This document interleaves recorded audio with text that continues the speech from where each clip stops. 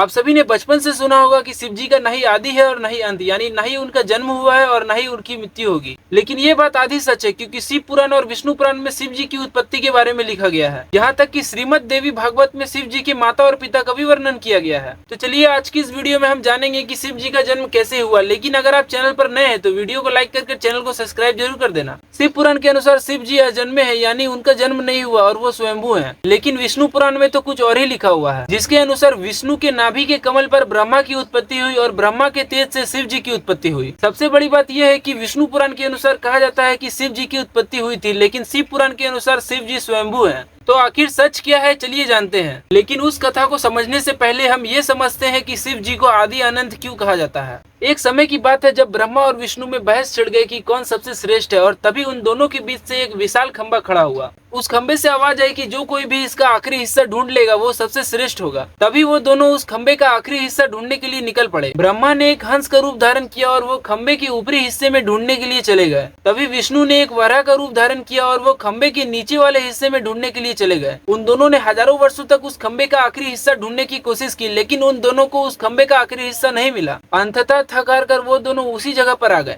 ये कथा ये दर्शाती है कि शिव जी का न ही आदि है और न ही अंत। तभी उस खंबे से शिव जी प्रकट हुए और उन दोनों से पूछा कि क्या आपको इस खंबे का आखिरी हिस्सा मिला।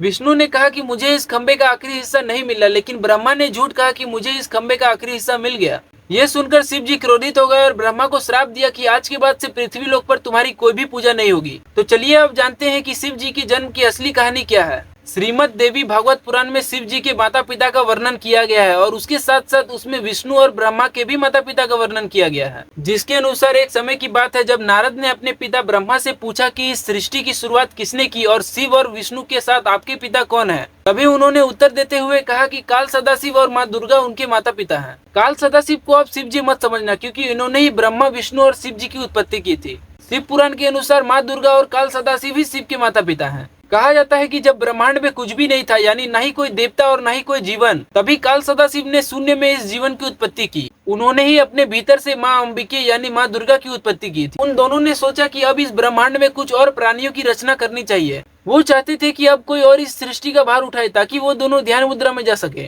तभी सदाशिव ने अपने शरीर के बाएं अंग से विष्णु को प्रकट किया और अपने दाएं अंग से ब्रह्मा को, और उसके बाद वो दोनों अपने अपने कार्य में लग गए। लेकिन एक दिन उन दोनों में बहस छिड़ गई, जिसकी बात हमने पहले की थी। तभी वहाँ पर सदाशिव आए और उन दोनों से कहा कि पुत्र, तुम दोनों अपना कार्य बहुत ही अच्छी तरीके से कर रहे हो, लेकिन तुम दोनों एक कार्य नहीं कर सकते, वो है कृपा करना, जो केवल काल सदाशिव ही कर सकते थे। तभी उन्होंने शिव जी की उत्पत्ति की और कहा कि ये मेरे जैसा ही है, उसका रूप, कार्य और वाहन भी मेरे जैसा है, और उन्होंने कृपा करने का कार्य शिव जी को सौंप दिया। इस प्रकार ये कथा हमें बताती है कि इस पूरे ब्रह्मांड की रचना माँ दुर्गा और काल सदाशिव ने की है।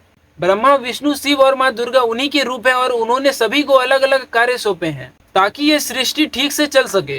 तो अगर आपको ऐसी इंटरेस्टिंग वीडियोस देखना पसंद है तो चैनल को सब्सक्राइब जरूर कर लेना।